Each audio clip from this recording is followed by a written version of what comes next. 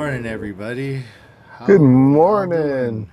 Well, or afternoon or evening. It's morning for Where, us. depending on where you are, I see Michael is joining us from South Africa. Hello, fellow South Yes. African, since I'm a South African Canadian. That's a mouthful. Well, yeah. I like it. I like it a lot. I'm just watching the feed, waiting for the words to catch up in the feed there. Well, I hope everyone had a lovely, lovely New Year. Yeah. New Year's And is here. it is, which is good. It's nice having a new year to start everything off. Coffee in the making. Yeah. uh, Right? I'm sure there's coffee made somewhere in my house. I don't have any of it, but Got a caffeinate. mm-hmm. Keep that caffeine level going. So there's a couple things cool that happen in our world, 3D printing world, and generally, right? Um, Yes. Greg, my friend, has downloaded Prusa Slicer, Well, the the new release I always candidate. had Bruce's slicer. Now I have the newest Man, that's pardon me, the newest release candidate, which oh man, I should have downloaded it earlier. It's very nice. is it Uh, not the they've they, best thing? they've moved some stuff around. So if you use Octoprint and whatnot, they kind of separated the connection Mm-hmm. portion from the printer profile a little bit, but once I got that figured out, that wasn't a big deal. Yeah. And then I played around. I printed a couple benchies on two different profiles. I stole one of the Prusa profiles to try, and this one actually turned out quite nice. This is um, I used paint on um, the Yeah. paint on scene, Yeah.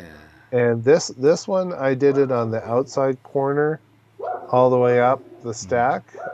And then this one wasn't as good because I was playing around with the draft benchy, but then I tried painting on the seam on the inside, like right in the house here and in the box and inside the little smokestack. Mm-hmm. And yeah, you can't even tell that there's a seam there. It's pretty. That's a cool feature. Yeah, I like everything about the new Prusa Slicer. But yeah, like the paint on supports and the seam are definitely reasons to switch.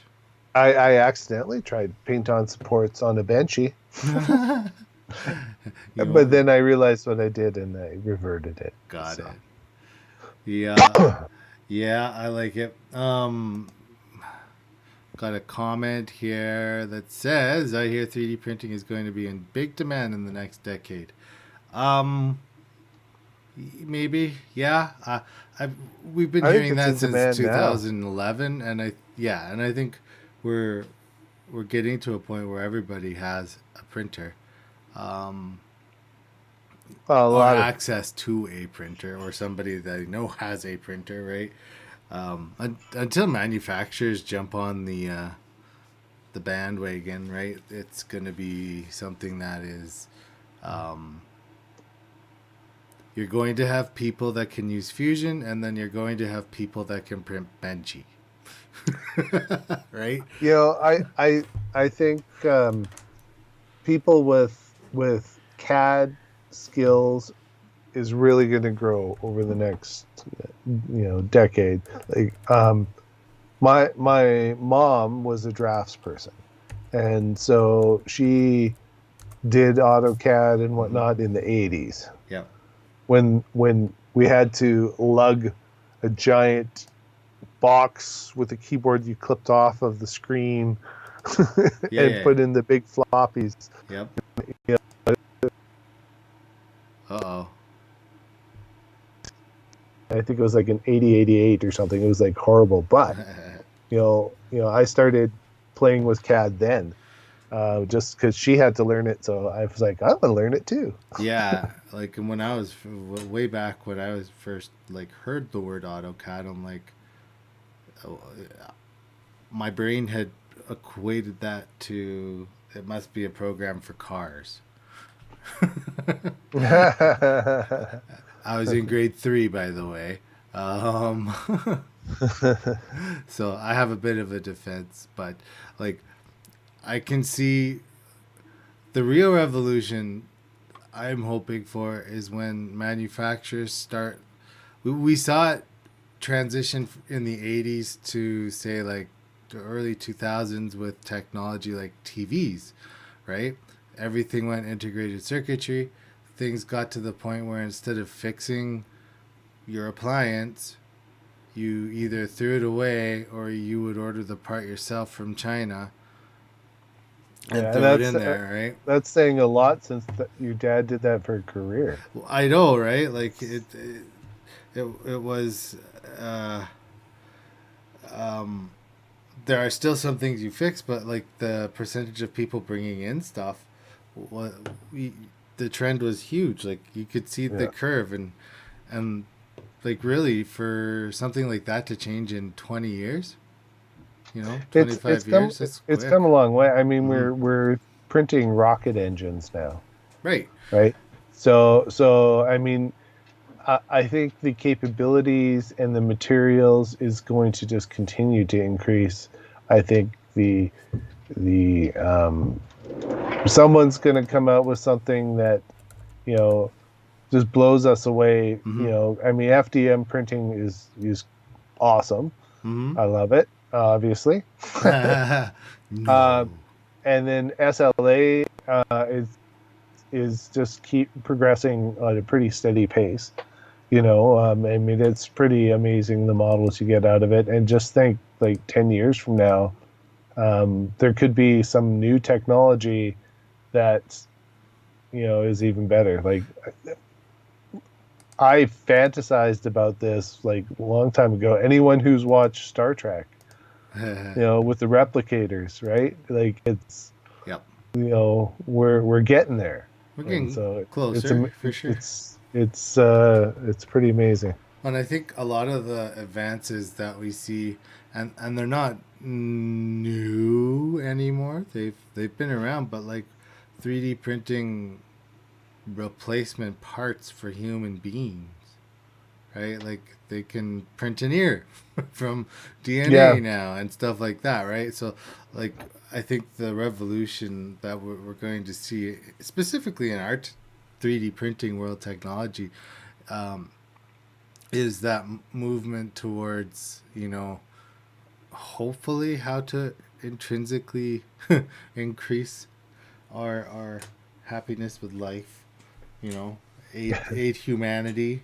I don't know. Playing with Bruce's slicer last night made me pretty happy. uh that the Proust, yeah. I, uh, and that's just one area where there's advancements, right? Like Absolutely. 4 years ago we were still our was it not even 4-2, I think. We had the video from Thomas Sadlander, I think that's how you say his name, where he was explaining how it's not slick 3R or slick slicer, it's slick 3R, right? Like I still remember that. And now we're on Prusa slicer and we don't have to worry about those Yeah, arguments. But um, yeah. lots of you guys, he has another N in there.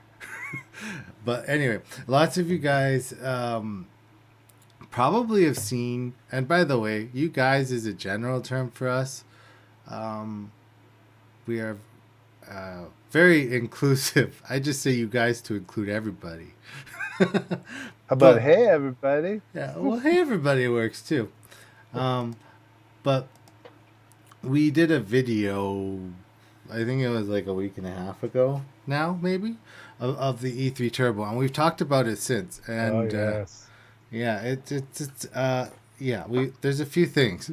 You've been fighting with it a bit. Yeah, and And we learned lots. we did, and we learned a lot about um, actually Big Tree Tech as a company and what they're actually posting. So, which is really cool. So the Big Tree Tech has actually a fairly robust GitHub, but when they first started putting stuff out there, there wasn't a whole lot out there. But They're one of the better companies mm, that has supported open source and actually, posted when they, for the most part accurately. yep, Whereas, Creality, for example, to try to pry the proper Marlin settings, it's like you could do that from their cold dead hands kind of yeah, thing.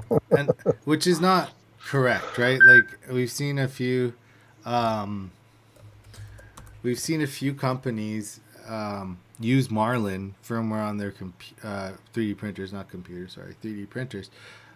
As soon as you do that, you are obligated by the license of Marlin to publish Marlin. Like, Yep. so if you've made your own flavor of Marlin, that's awesome. But if you've used it, you have to put it out for people to have. Um, that's just the way the licensing works. So Yep.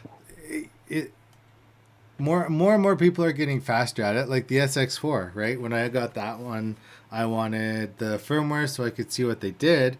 And at the time, the company was Mamarubot. Yeah, memory bot. And yeah, they sent me the firmware right over. I was able to configure my new stuff with their old stuff, and bada bing, bada boom. Marlin 2. I think it has two. Remember, it had that weird layer shifting happening with like Yeah. 2.05. But like the E3 Turbo board, I'm just gonna switch to maybe switch to a screen share really quick here. Maybe we're gonna be little people, Greg. Here we go. No, Operating that's okay. little We're getting folk. nerdy, so it's okay. Let's see. Um, I'm just gonna give it a second because I'm getting an error on YouTube. An error on YouTube. There, It says it's going. users are not receiving enough information. You are buffering. Okay, the error is cleared. Anyway, um, sorry guys. So the E3 Turbo, man, it does not like that screen share. I'm just gonna bounce out of it. Let's see if we can get the stream back up. The stream's up. Yeah, but I keep getting a YouTube error. Guys, YouTube is being funny today. Sorry. I am getting an error. Can everyone still hear us and everything? Hopefully. Maybe. If it's not good, just let us know in the chat. Let's just talk about it. So the E3 Turbo board, we showed it off. It's installed in an Ender. The bulk of the board works really well. We've got 2209s, and I talked about that. Yep. We've got an LPC 1796 or 69, sorry, 1769, yep. Right, which has 512 kilobytes of flash memory, which is a lot. You can do whatever you want, right? 120 megahertz. That's what makes it the turbo. Yep. It goes zoom turbo. One thing it does have, and I forget the model number. Maybe we can bring that up from my chat history with Greg. But the E3 Turbo comes with, it seems like a really good feature. Comes with a EEPROM. Yep. Yep. For practicality reasons, it sounds like it should be amazing. Yep. Now, do you? We had this conversation yesterday, Greg and I started it off with, Greg, explain this to me like I'm dumb. Because my stand, like, I've never experienced a problem with the onboard way the emulation. Yeah, like I've never had a problem with the emulated, basically EEPROM, just saving stuff and dropping it to the board. Like I've never seen it where it's failed. I know it can. We've seen We a Well, few our people have. friend Aaron, Hmm. he had some issues and weird layer shifting, and we just had to power it off, power it back on so that it would reload the current settings from the SD card Hmm. and merge them back in, and then it refreshed everything. Yeah. So I understand why they want to go back to more of a hardware EEPROM, but that being said, I've got one, two, three, three SKR boards, two 1.3s and one 1.4 turbo, and I have not experienced any problems with not having a ROM, No. not having a dedicated chip as a ROM, the virtual emulated ROM. It seems to work fine. Yeah. And the EEPROM chip, I want to say it was like AT32. I couldn't find the model Yeah, number. it's in the pins file, but Yeah. it's like eight. It's a Atmel 32K EEPROM. 2-pin Yeah. EEPROM. And so like 2-pin means it just uses the 2-pin serial connection to talk to the board. And Yeah, if you don't know, um, when you use the an external EEPROM, Marlin's default behavior is to write all of your firmware information to the external EEPROM. So when you flash your board and you make a change and you want an M500, that's where it's saving the EEPROM changes is to the external.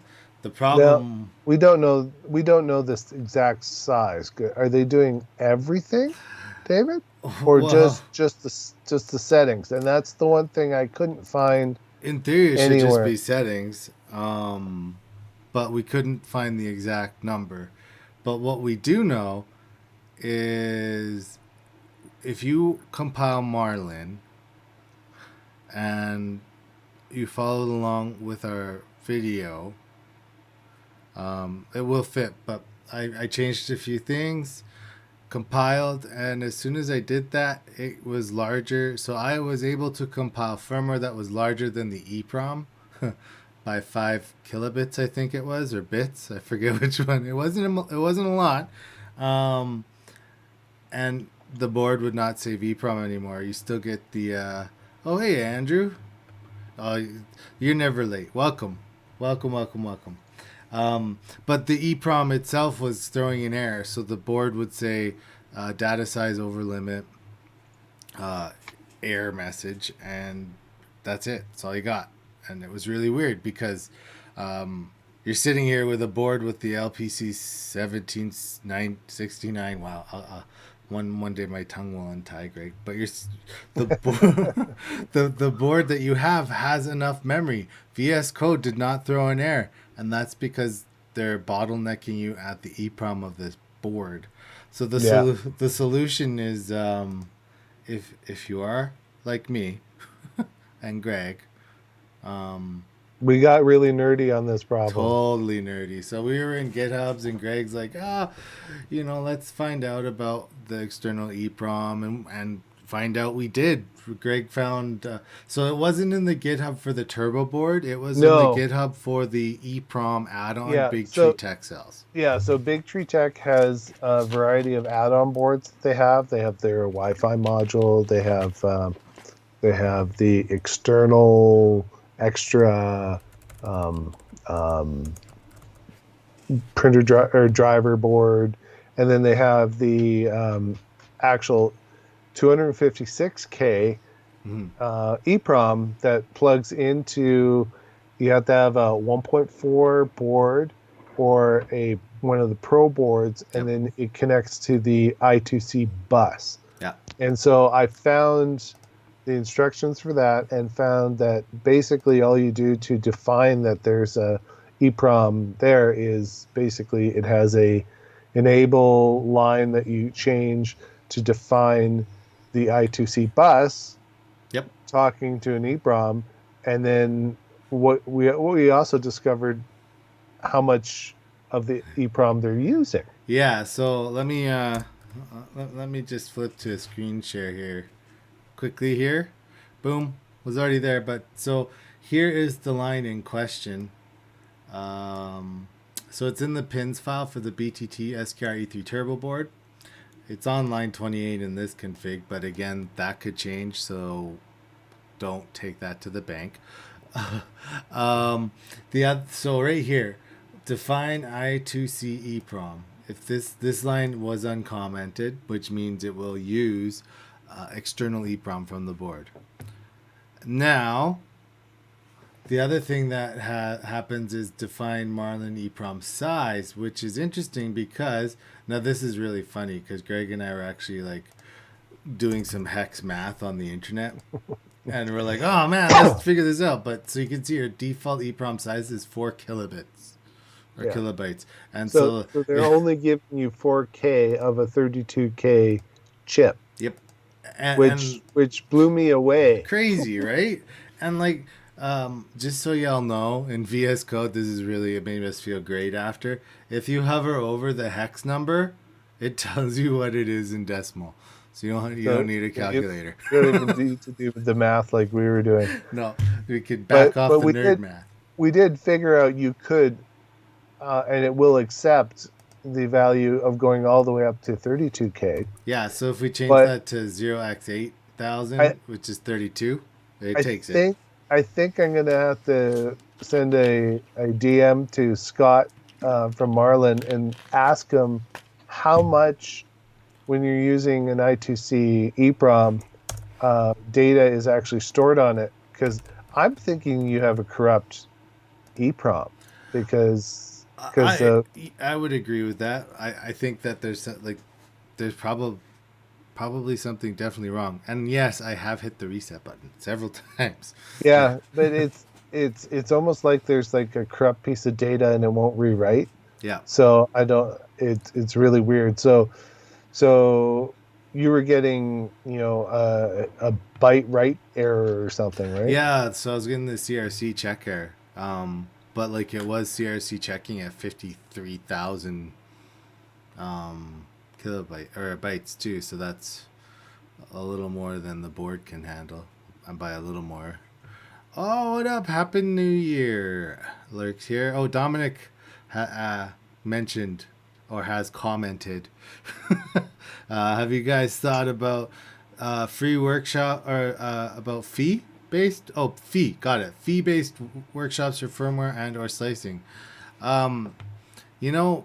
We've done workshops. Yeah, not specifically on that.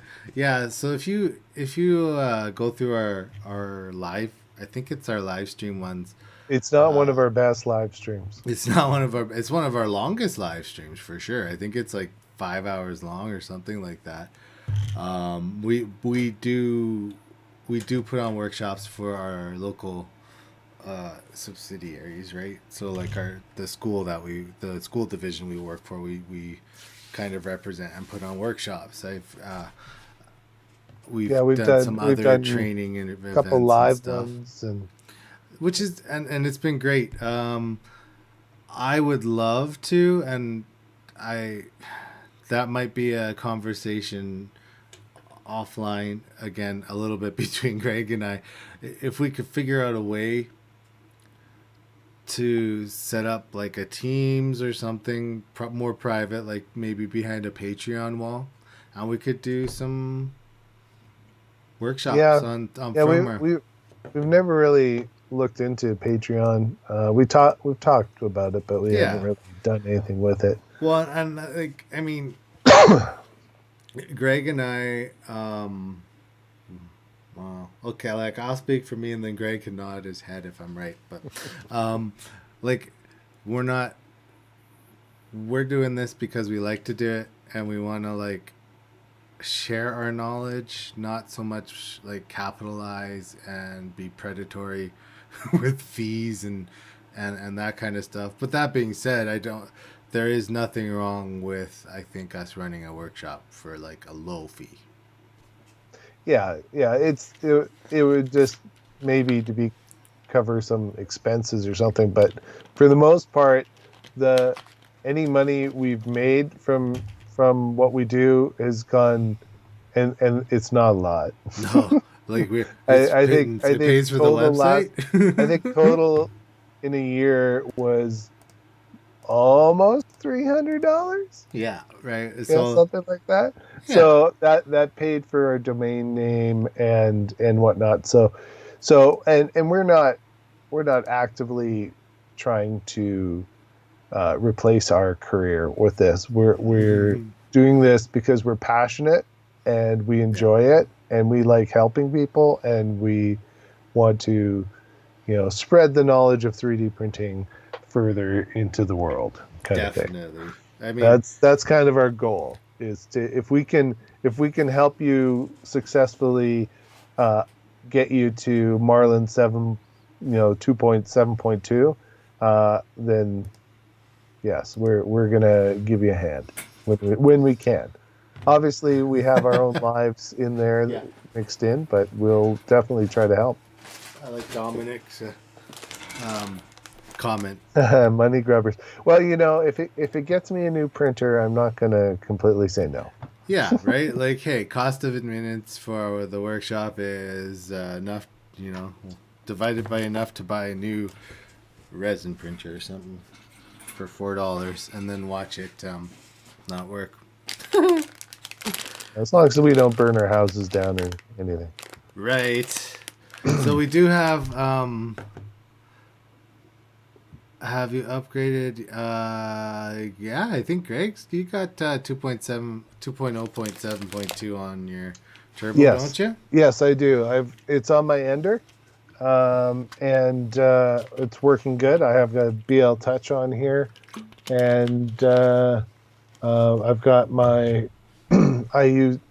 Did a mod with the Teaching Tech case at the back, but I adjusted it.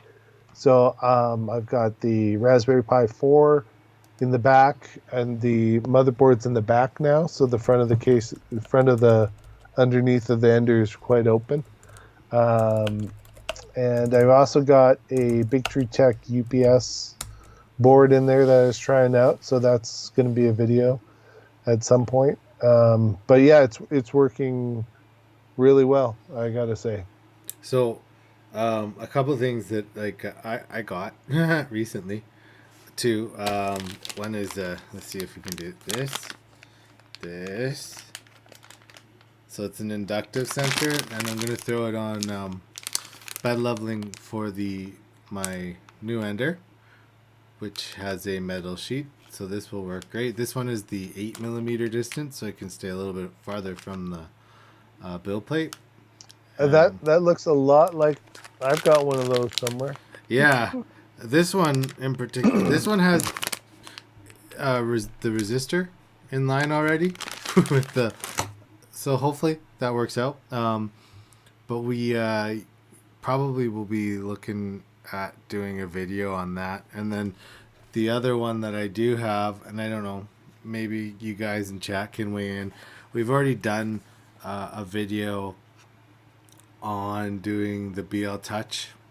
We were using the SKR Mini E3 board last time, but I do have. I bought another one. It's going on the CR10. But if you guys wanted to see, did you bought another one?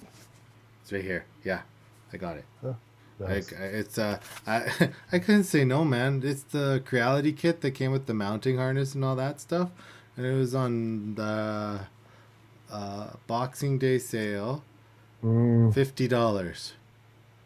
That's a good deal. You get it, yeah. Like it's the BL Touch 3.1 in there. I checked, and then all the wiring and the harnessing. I'm like, yeah, we're doing that. Yeah. Luke has a question. Lurk, sorry. I think Stig. Right? Yes. Got a question. What is the max temp? The stock. Okay, so the thermistor in theory can read up to, I think, about 400 degrees. The hot end, however, will survive until about 240 degrees if it's still stock. I think accurately, it will not do up to 400 degrees. I think accurately it does up to like 260, 270. Yeah. And then it starts diverging from and because it's not that thermistor's not designed to go that high. Right. And like you can get the HT ones. the 1000s. You have one, don't you? I do. I've been too scared to assemble it and put it in yet. Yeah, like I assembled mine, but I haven't done anything yet. As far as I know, you can't just put it in. You've got to kind of tweak some temperature tables in Marlin and whatnot. So I just haven't delved into that too deeply. I've heard really good things about the Easy ABL, or I haven't heard of XABL. Do you mean Easy ABL? Raymond! Hey, buddy. How's it going? Yeah, I haven't. I've heard of the Easy ABL, EXABL.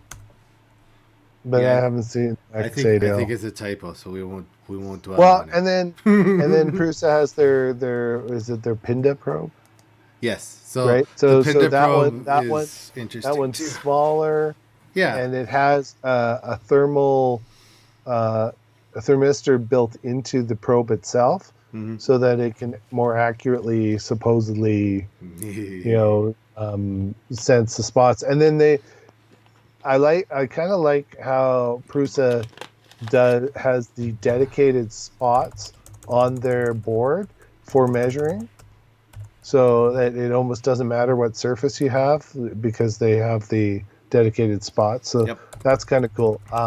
Unfortunately, I don't have one. So Joseph, if you'd like to send me a Prusa to showcase, I'm more than happy to. So. I don't think Bruce is watching. I'm sorry to say. No, I don't care.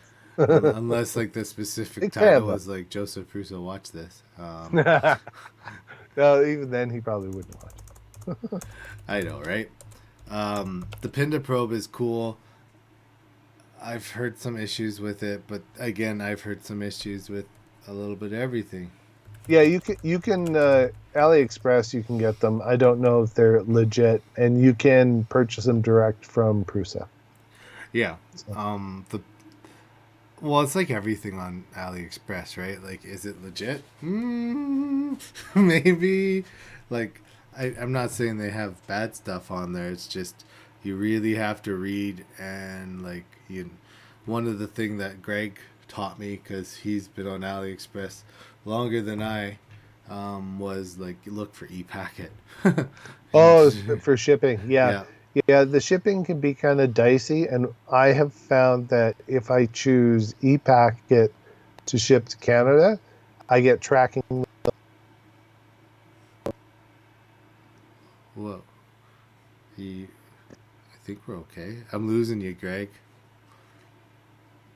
Guys, did we just lose Greg? Hold on. I do believe we lost Greg. 1 second. Pardon me for that. And that. Greg, are you there? I'm here. Okay, we got Greg back. For some reason, your stream completely dropped off for a second. That's not good. I do have kids that might be gaming, so. Oh, it's the gaming kids. Well, you have an app for that. I do have an app for that, but I don't want to punish them right now just because I'm streaming. I'll give you. I'll donate $1 to your new internet fund. It's good. Yeah, Spool 3D has Raymond's one of our go-tos. Up in Calgary. When we need something, we say, "Hey Ray, is this in stock?" Then he helps us. But Spool 3D in Canada, in Calgary, they got lots of good parts. We do. When I need a part and I know I want it to be legit, I like my thermistor and my high temperature heater cartridge. It's all from Spool. So we buy quite a bit from them, and most of our schools purchase their filament through them too. Yeah, and I mean, again, we're Oh, not. and they We have have Pinda. Pindas, yeah. Yeah, well, it makes sense that Ray says that they have the Pinda probes at Spool. That makes sense because I know Derek does fix a number of Prusas for people. I've seen a few in the store from time to time. Yep. So So I mean, I don't want to open another window just in case we turf Greg and it was on my side, but like, yeah, definitely Spool 3D for parts is if you're in Canada, local to Canada, Spool 3D for parts is a really good idea. and we're not affiliated with Spool. We just enjoy purchasing from them. Yeah, Just to be clear, I also purchased from Amazon, and I don't have an affiliate link. yeah, like I buy stuff, but nobody gives me stuff. You know what I'm saying? um, we had some questions about BL Touch configuration roll through this week on email and through Facebook. I don't know how we made out, or if he got Uh, got it uh, working. Pierre or Pierre, yeah. is it Pierre I or think it's Pierre. Perry? I think it's Pierre, right? Okay, P-I. I, Pierre. I'm sorry if I'm saying it wrong because I thought it was Pierre, but I also think I think that's correct. Um, so there's a few things that he had going. So if you check out I just switched to screen sharing. So the first thing we're gonna look for this is in configuration.h is BL Touch. Is it underscore? I happen to have Pierre's config. fig file Yeah. in my downloads So because he sent it to me. let's just go touch. Am I in configuration? Is it Pierre or Perry? You can't. I think I really don't want to get it wrong. You can't so. ask you like you'd have to phonetically type it. Anyway, is it Pierre? Say yes. And say no if it's not. So, when you're in your config H, the homing starts with safe homing. P-er. Phonetically. Good job, Andrew. So when you're in configure.h, he says yes. safe homing. So safe homing is something that you would enable when you have a probe, any probe. So when you're Correct. looking at your BL Touch, your Pinda, those kind of things, you can, if you are confident in your ability to get offsets right, you can leave your leveling without this. But Z safe homing is definitely something that you're going to want on. So when you come into your config here, you're going to choose probably bilinear or UBL, one of the two. I like bilinear. Auto bed leveling bilinear is good. Can we zoom it a little bit or no? Maybe. One sec. Maybe collapse the side. Boom, boom, boom, boom. Explorer, get out of here. View. Explorer. Nope. Control plus. I control plus, and then it did that. Boom. There we go. Okay. That's better. A little bigger. So again, auto bed leveling bilinear, and then Z safe homing is the other one that you're gonna look for.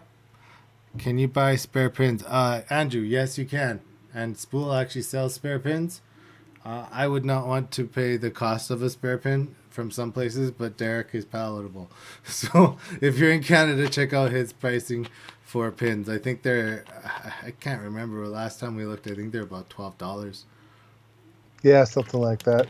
Yeah. And definitely any of the reputable 3D printing Oh yeah. Resellers should have spare pins, whether it's 3D Printing Canada, it's TH3D, whatever. TH3D or Printed Solid. I'm sure they all have the ability to Yep. get it if they don't have it If in they sell stock. the BL Touch, they will have it. Yeah. So Z Safe homing in 2.7 point or 2.0.7.2 is on 1383. You should enable this. This should be enabled. Um, so then the other thing that you're going to be looking for once you've got this enabled is, let's just look at the word probe. So you can see here that we're in our end stop section, and I think this is where it is, Greg. Maybe. I'm going to use this fancy feature on the side here to get where I want to get. Oh, you're doing the find? Yep. So in the probing section, you're going to get a nice chart. Sorry guys, I'm scrolling so fast. Here, I'm going to put it back here. And then, The other thing to be aware of is whether your probe is in the deployed state or not. You can check it where your switch is, if it's engaged or not. And if it's not deploying, it could be your plug on your board, your black and white are reversed, which is, I know sounds weird because polarity shouldn't matter, but yep. I've seen it matter. I've also seen it where you have to change it from true to false or false to true depending on the board you're running or whatnot. Because you if the logic is backwards, it'll think it's deployed when it's not. Right, and like the command to do that is M119, right? Yes. Yeah, which shows your state of your end stops. Yeah, and so the BL Touch, when it's in its not touchy state, is actually triggered. So like when the pin is up, that is not triggered. So right under Z Safe homing, let's see here. We should have, yeah. So I'm gonna switch one more time, and then that will be good. Screen share, screen share. So this is just right above our Z safe homing right here. So here's all our safe homing and Z. You can manually define your homing positions, and if you are using your leveling corners, there they are. So this is all just right underneath in that where the Z safe homing was. So you have to make sure you go through this section and get all your options enabled.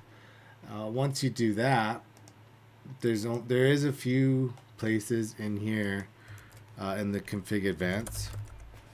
So if enabled BL Touch, which if we go back here, so this is config.h again. If you're using the BL Touch, you would enable it here. And don't do this one. Just use BL Touch, right? I don't think so. And then once you've got that enabled, Z safe homing, in theory you have enough to make it start working. You should set your probe offsets, but in theory you can just come here. And I normally tweak my probe offsets after the fact because depending on each printer is slightly different, and depending on if you've custom mounted your probe, it might not be the same offsets as something else. So I'll normally tweak it by adjusting it a bit, because I like, for example, on my Chiron on Bumblebee, I had to tweak it quite a bit to get it, because I wanted the probe right in the center. So I had to adjust it minus so much here and minus just to tweak it to get it in the center. So you'll have to play with that a bit. If you're running an Ender 3, the settings are all over the internet on the exact offset, so it's not too bad. But learning, which one is left, which one is right. If it's only a millimeter out, who cares? if it's way off the build plate, okay, then you gotta tweak might have it a some bit. issues. I see the question: can you use the 22 or the? I think he means 2209 centralist homing function to Yep. level the bed. In theory, you can. In practice, um, I've I, seen I it not I work don't very think well. it would be a good. It's better to have some sort of trigger mechanism. So, like, if you look at the what is it, the CR6, The it CR6 SE, yeah. yeah, it uses the whole hot end as a probe trigger, which is not a new thing, because Polar 3D used to do it on the Polar printers. Yeah, and there was a So maker bot that did it as well. yeah, so there's a number of printers that do it. Then you have your inductive type probes, and then you have your um, BL touch. So it doesn't matter how you probe it to when you're doing the leveling, but the I've played with sensorless homing, at least on my X and Y. I had it on the TMC. What is it? 2130s? Yeah, Does that sound right? 2130s. Yeah, that's what you. Yeah. So Bear, my ANET A8 that I have, that I've done power supply upgrades, everything to. That was my first printer, and I was like, oh, I gotta have sensorless homing. I do I have remember that. I that. just have to. And so I did it. I set it up, and you have to tweak the thresholds that they're moving at and everything. And yeah, it works. Um, but I gotta say that um, it and maybe it was just the MKS board I had. It would glitch out, and every once in a while, decide that it didn't want to sensorless home, even though it did it like the last 50 times. Yeah, and then it would, like, instead of going back to home the Y, it would grind forward and just shake. And yeah, it was kind of quirky, and that could have also been, like I said, it was an older MKS board, and it was not Marlin 2, so the Yeah. version of Marlin could have been part of the issue. So, Well, that I'm was not back gonna in the days where you had to like jumper your own cable, like, correct. and yeah, bad things would happen. So once you get the thresholds down for so it doesn't just jam into the side, and it does overcome the normal friction of the gantry movement and whatnot. Like, it works fairly well, I gotta say. I personally would not attempt to use it for Z homing, I mean, but again, it's like theoretically good. possible, but like, yeah, Well, it's and you can also, and people have asked me this too. So you can also have a BL Touch and not use it for homing. So you use the BL Touch to level, and then yep, you actually use end stops for your homing. yep. So you can do that. I've never had success with it, because when I was first playing with that, um, I didn't want to give up my two.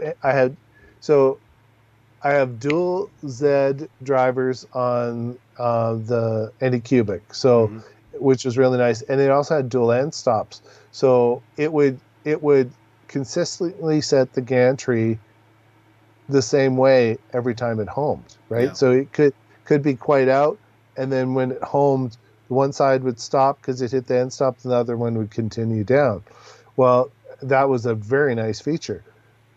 Well, fast forward to today, I still get that feature, but using a BL Touch, because I'm using a G34. yeah. So that allows, because I have the independent steppers on the Z, not just the stepper motors, the stepper drivers are independent. So E1 is Z2, and then I've got Z. And then it allows you to adjust the gantry every time and make it perfectly perpendicular Hmm. to your bed. So as long as your bed is nice and true in the first place, and you've got it, it'll square it up, and then you get a really nice level every time. Yeah, and the advantage, guys, to doing a 34 like that instead of just letting, like, say, a BL touch after your bed without doing that, is you're getting the gantry level before you're building your mesh, which means Yes. better level for your mesh. And as we all like, the BL touch is, and even like the Pinda probes and like in general the probing, they're misunderstood. They're not there to correct your poor bed leveling skills. And I No, say that no, they're nicely, not. right? Like, we all learn how to bed level. The reason they are there is to correct small imperfections, like if you've got a warped glass bed, right? Like, and there's nothing you can do to fix it. The touch and building a mesh will be really good. They do, once you get your bed level, they do save you time, and you can guarantee yourself a good first layer. But you still need to, unfortunately, get that piece of paper out with that cardstock, whatever it is, feeler Here, probe. here I have. Do you want to? Um, Should we share my screen? you could Or share your screen, maybe, all right. I'm maybe. gonna just show you. So my bumblebee, One which is second, in hold on, I'm still catching up. any. That's okay. I'm talking. Okay, I haven't shared yet. okay, phew. Um, where's share screen? And I want to share this window. Start sharing. So it has quite a large bed, 410 by 420, I believe, ish. Now, it has a definite bow in the center, but now that I've got the BL touch and mesh leveling and using G34, to level my gantry ahead of time. Once you're seeing this, you you can see it's only out. I don't know if they can see it Not yet because yet. I One see. second. There, I did it. Now they can see it. Yep. Maybe. Okay. So you can see my center is perfectly flat. It's at 0.089. And then my highest level is 0.493. So it's a big bed, but it's not really off as much as some of them could be.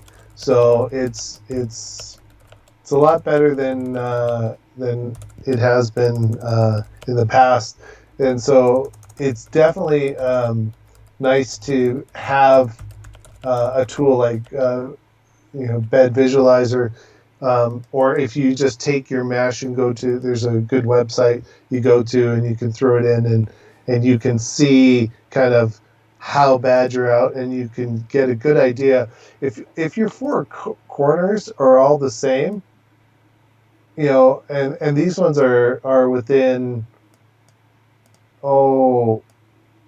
like what is that, a tenth of a millimeter, Barely out. then there's your warp in the bed. But because I've got the G34 and I've got everything as true as I can make it, it lays down a good first layer every time because the mesh doesn't have to compensate a ton, Yep. but just enough. So yeah. Remember that one day I was having a bad day? I think it was just like what? I'm going to turn off sharing. Okay. I was having a bad day, guys. Let's just start with that. And then Greg's like, "Oh, look how level my printer is." And then I was like, "Oh, sweet, I can make mine level." And that's where it started, and I still haven't got it back. I forget why it was a bad day. It wasn't a bad day. I think your blood sugars It was are out. probably like it was a whack. Yeah, that's what it was. It was like trying to do something drunk, and I'm like, I'm gonna level my printer. Nope, didn't happen, still out. So when Greg tells you to level your printer, make sure that you're in the right mindset. That's the that's the But you moral of know, the story there. getting it right with the piece of paper method first, even if you have a probe, Mm-hmm. it is good to have your bed as parallel to your gantry as possible. If you don't have dual Z, manually correct it, put some blocks that are the same size, under each side. Just get that as true as you can get it, so that when you Yep. do go around and make sure your bed is level, you're starting from a good place. Because too often, when you assemble a printer, and we've done a number of workshops Yep. for the teachers in our district, and they're like, I've leveled it, and they have, Yep. they did their best, but they just don't have the experience doing it, and Yeah. the one side of the gantry, the eccentric nut was way too tight, or the screws that go to the carriage bracket are a little off. So even though that it's flopping around too much because it's not quite squared with the frame. So there's a lot of little gotchas that you can get if Yep. your frame isn't good, or your X gantry carriage isn't quite squared with your frame and whatnot, that can cause you grief before you even get to the leveling part. Definitely. And like Or the tramming part. tramming. There you go. Right word. Tramming. The so there are a few questions, but then I want to make a statement too. Dominic, it wasn't so much a question, but he says, "Are the solid bed mounts a good idea?" Absolutely, they are. Once you're sure of your tram, and you can get the standees in there correctly, and you don't want your bed to move again, yeah, great idea. I like I mentioned in the comments, the silicone ones are nice because you can still kind of squish them through screws. Even getting the stiffer spring. So that's one of the things I put out in my one video there is the stock springs on an ender. They're crap. Having a solid, like if you're doing a BL touch or some sort of probe, having solid, instead of springs Yep. is fine. Yep. But even a stiff spring will keep you at a true tramming level point longer than the stock ender springs, for example. And again, like as with most things 3D printing, and this kind of circles to my other point, too, which I will make, is there's generally more than one good option to do something, right? Stiffer springs, silicone mounts accomplish the same thing. And I'm not saying my way is the best way. If you want to go to, just a solid mount, and, good on you. There's nothing wrong with that. Absolutely nothing wrong.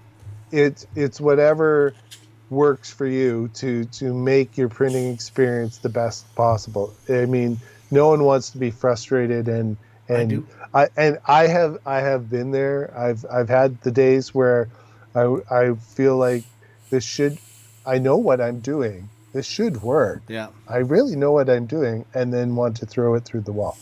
Uh-huh. So I've been there. I think we've all been there, but it is so satisfying when you do solve the problem. Yep. And you move past that. It's like, for sure. So the other comment, and it's like not about any comments per se in the stream there, but like the communities online, particularly, I found like I feel often like that. Yeah. But the communities online, like they call it the official Creality Ender 3 group on Facebook, and there's a couple other ones, and I'll call them out by name. too. That one They can particular is they can hostile. be they can be very hard on newbies. Yes, and it's not fair. So when you see somebody asking you the same question, it's not. I mean, yeah, there's the search function in most forums and groups and chats, but like This might from be their first foray into a chat. yeah, so they Like don't know. They don't know what to do, right? And or like they ask a question like Dominic, right? Should I have standoffs instead of springs, right? And our answer is yes, you can. There's nothing wrong with it. But like the community will be like, that's the dumbest thing I ever heard, and you guys are the worst humans on the planet. And like I have and literally it's stopped answering questions in those forums. yeah, it's personal preference at that point. Yeah. Now, the it if you're new to it, you don't need to buy a whole bunch of extra stuff. Your printer should work out of the box. So you can get by with what it comes with in the box. That's fine. But part of doing this is learning new techniques and this and that. So if you want to try the solid instead of the springs, Do it.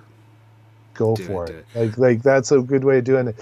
One of the things I've started doing, and it's a pet peeve so much that I made a T-shirt. If everyone doesn't know, I got it we on. have swag. Got it on. It's in the comments, but a bunch of people have been putting on the forums that, oh, look, and they're wiggling their gantry and it's flopping So all loose. around, and everyone has already said like 4 times, tighten your eccentric nut, and people don't realize what the eccentric nut is, and so I literally have been answering with my Teespring link and a comment about I've answered this so many times. I made a T-shirt. So if you want an eccentric nerdy T-shirt, yeah. I have an eccentric nut T-shirt It's perfect for you on Teespring. Everybody And David's needs wearing one. it right now. Yeah, see, like I'm like Superman.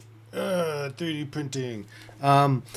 The I hope we have a joke comment, and I'm pretty sure it's a joke, but like I'm not 100% sure. Dominic says, I found once you beat it your print with a chisel and a hammer to get the part off the bed, you have to level it again.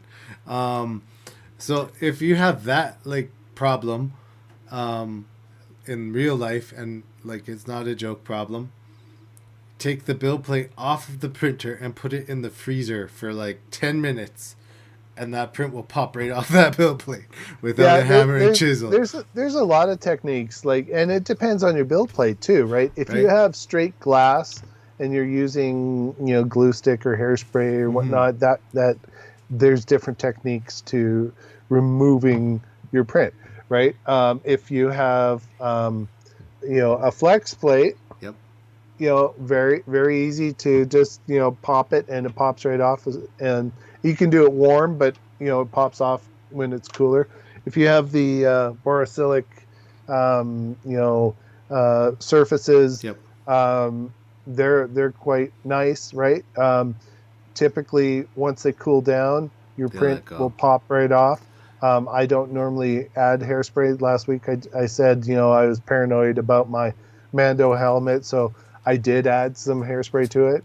And then it also depends on the material you're printing, right? If you're printing PETG, well, that has different properties for bonding, and we've talked about this last week too. That can, you don't want to go straight on glass with it. No, right? and like the new Creality glass, it kind of looks like Ultra Base a little bit, but like it's like a mesh, a coating.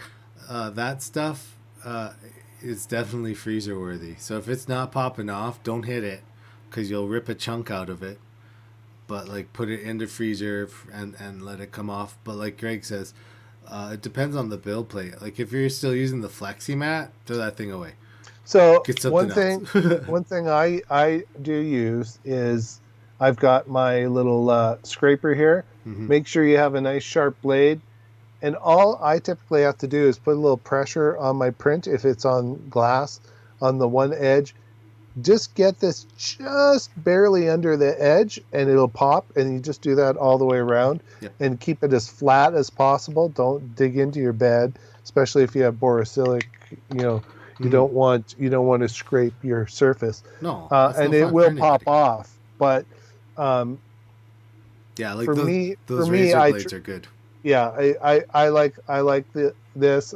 I always have one nearby, so I have one in my 3D printing room, and then a sharp spatula works good, but you shouldn't have to, give it a good whack. I mean, like it yeah. I If you, have, I I think we have. all have. I think we've all been there. And then definitely you're leveling the bed. But like yeah, like the razor blade works way better than the spatulas, just because it's a sharper and thinner point, right? So Yeah.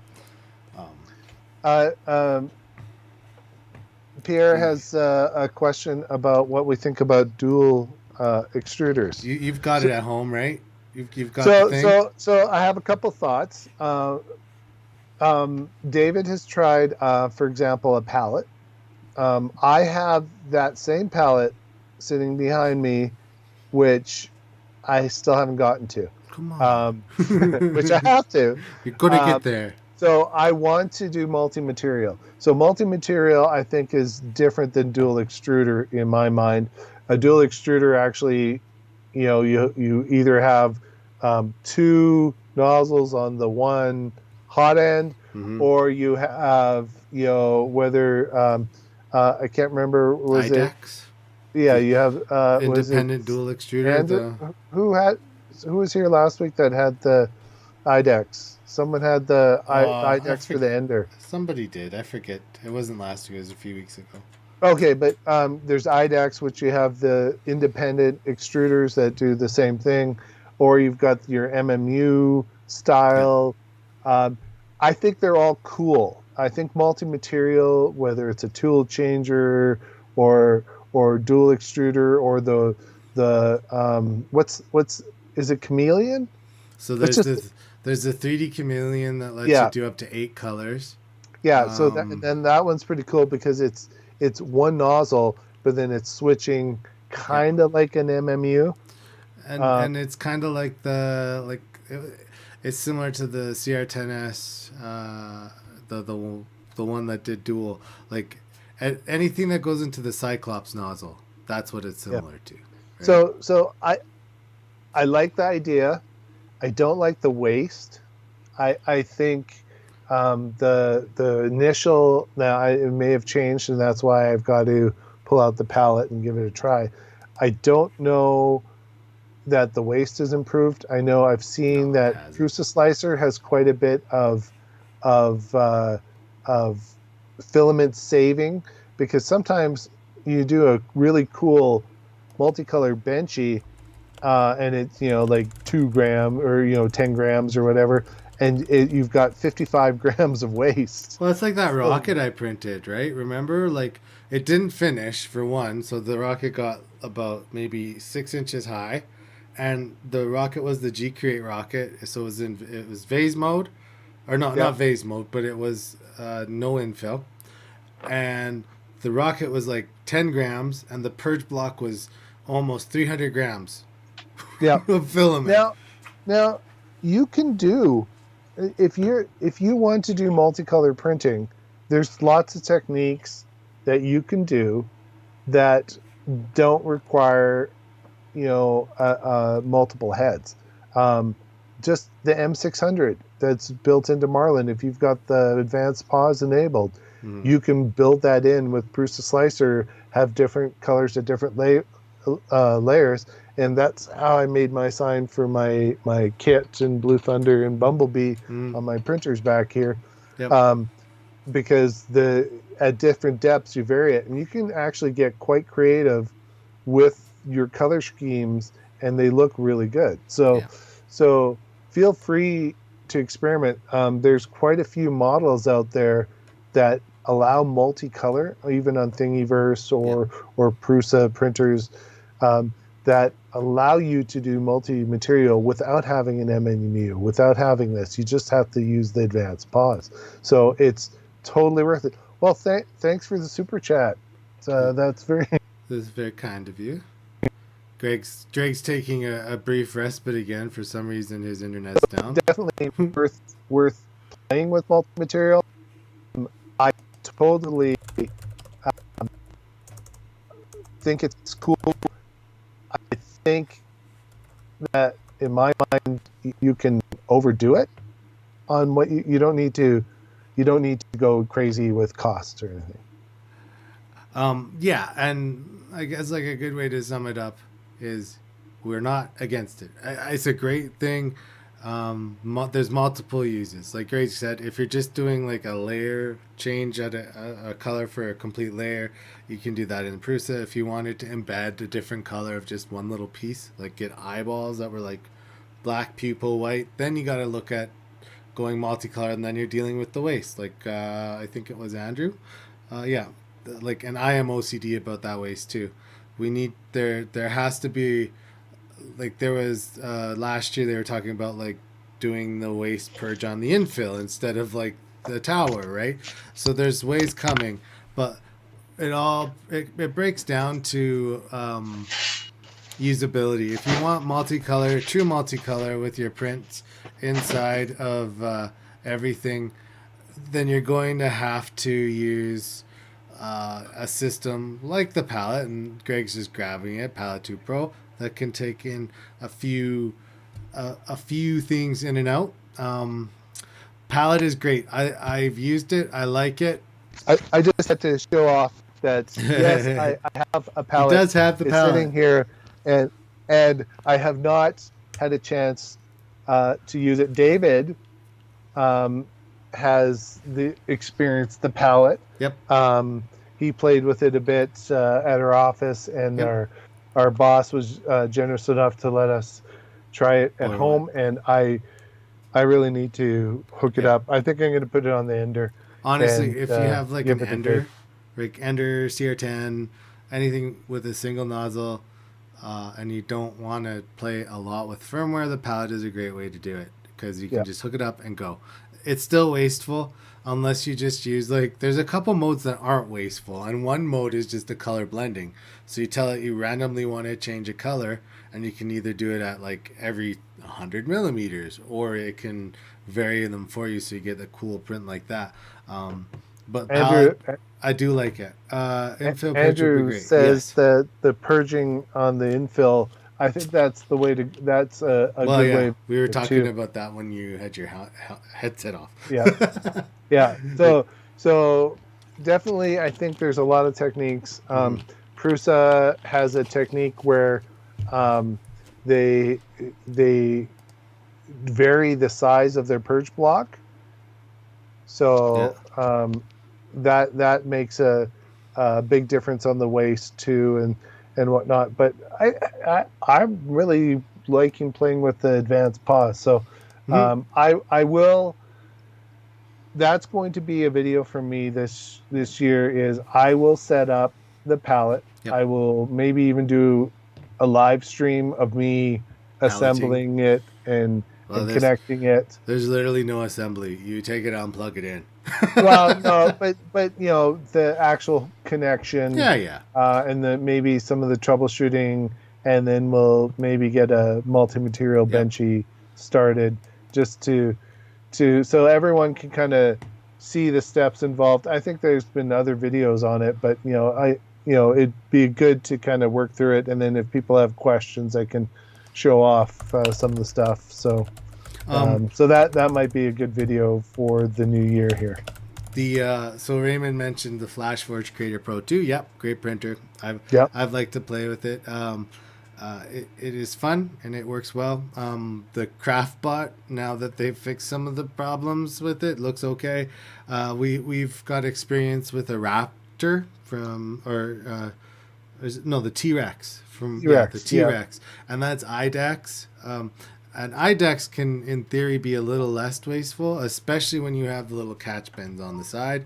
So IDEX is 2 extruders, moves back and forth, one wipes, comes in, starts printing.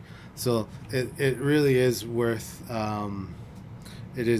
the foray into the field. You need the use case. If you can justify the use case, then do it. Then do it. If it's just because you're curious, then I would play with the advanced pause to start with.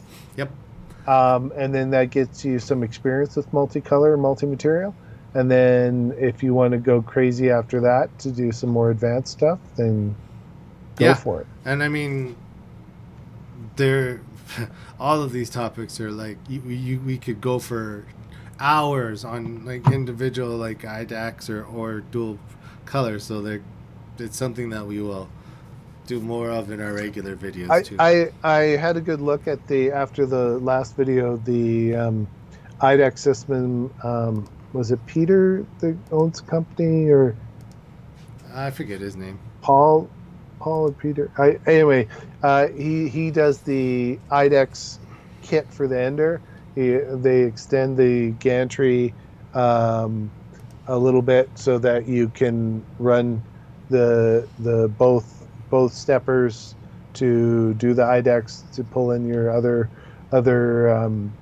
ahead from the other side and whatnot. And it looks pretty slick, I gotta say. Yeah, it looks sweet. So I wouldn't mind doing the palette video, and then maybe I don't know if I can get it past my wife, but try that out. That'd be a cool video too. But there may be a divorce involved if I were to do that. So yeah, good luck with that.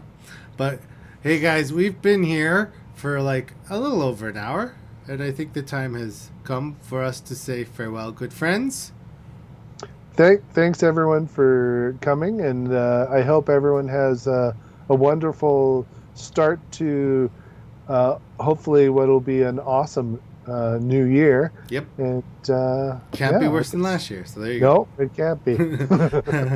So until next time, guys, you guys take care, and see you later.